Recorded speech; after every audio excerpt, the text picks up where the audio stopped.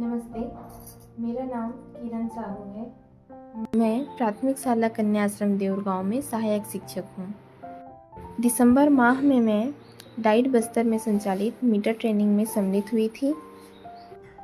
Metre training के दौरान हमने हावर्ड गार्डनर सर की 7 मल्टीपल इंटेलिजेंस के बारे में जानकारी हासिल की कि किस प्रकार इन 7 मल्टीपल इंटेलिजेंस से जुड़ी हुई गतिविधियों को हम अपनी कक्षा में शामिल कर सकते हैं।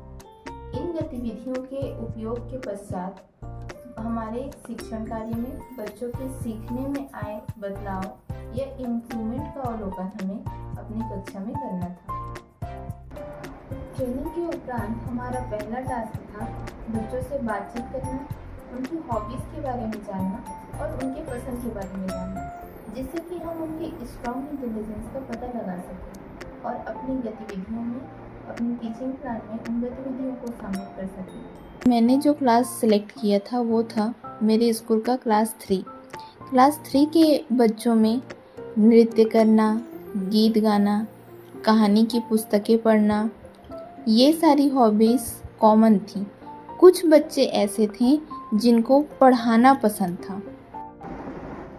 बच्चों की हॉबीज़ और उनके पसंद का पता लगाने का हमारा मकसद था कि हम उनकी पसंदीदा एक्टिविटीज़ को अपने टीचिंग प्लान में शामिल कर सकें, ताकि हमारे शिक्षण का और कक्षा का माहौल बच्चों के पसंद के अनुरूप बना रहे और उनको सीखने में मदद मिल सके। प्रत्येक बच्चे से प्रत्यक्ष बात करके, उनके दोस्तों से बात करके और उनकी कुछ गतिविधियों का अवलोकन करने के पश्चात मैंने हर एक बच्चे का एक प्रोफाइल तैयार किया था, जिससे कि मुझे ये समझने में मदद मिले कि किस प्रकार की गतिविधियों को मुझे अपने टीचिंग प्लान में शामिल करना है।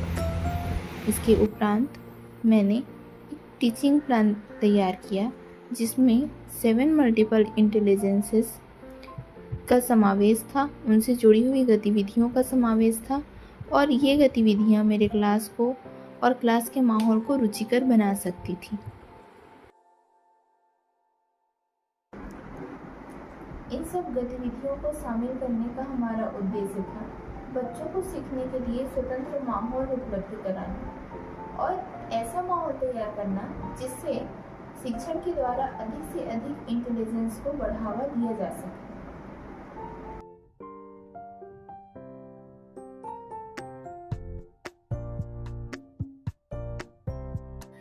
मल्टीपल इंटेलिजेंस से आधारित गतिविधियों का उपयोग करने से मुख्यतः बच्चों को एक स्वतंत्र वातावरण मिलता है जिससे वे आसानी से सीख सकते हैं। उनमें हर दिन कुछ नया सीखने की उत्सुकता बनी रहती है, साथ ही उनकी बातों को आमंत्रित करके हम उनको प्रोत्साहित करने का प्रयास करते हैं। इस प्रकार की गतिविधियों का उपयोग करके जो बदलाव मैंने अपने बच्चों में पाया है वो कुछ इस प्रकार हैं।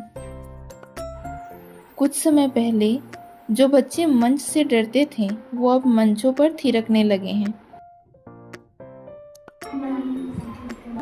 अब वे एक दूसरे के सहयोग से अधिक सीखते हैं और नई बातों को जानने का प्रयास करते हैं। यही नहीं, सीखी हुई बातों को लंबे समय तक याद रखते हैं। अब से पहले बच्चों में जो झिझक दिखाई दे रहा था वो झिझक काफ़ी हद तक दूर हुआ है। अब बच्चे अपने प्रश्न मुझ तक रखने लगे हैं।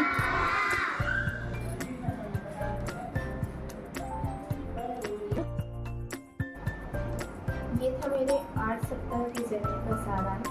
रिजल्ट काफ़ी हद तक पॉजिटिव रहा है और आगे की गतिविधि बच्चों में और भी इम्प्रूवमेंट ला सकती है।